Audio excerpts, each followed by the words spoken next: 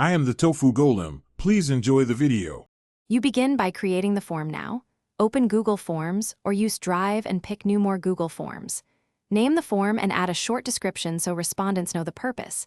This helps response quality. Once done, toggle Collect email addresses if you need contact details. Make sure to choose blank for full control or a template to save time. These first steps get your structure and data capture right, so you can build questions without backtracking later. Now you add and refine questions. Click plus to insert items and pick the type that fits the data you need. Use required for must-answer fields and add section breaks to create multiple pages. This improves focus and completion rates. For branching, open the three-dot menu on a question and choose Go to Section based on answer to control respondent flow. Once configured, preview to validate logic and wording. Correcting now prevents confusion and reduces incomplete or unfinished by sharing and monitoring responses. Click Send to copy the link, email the form, or embed it on a site.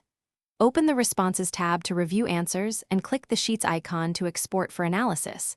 That makes sorting and charts easier.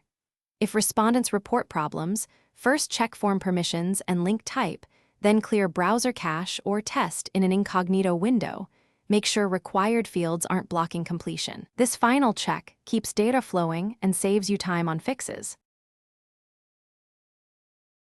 Thanks for watching. Consider subscribing if we helped you today.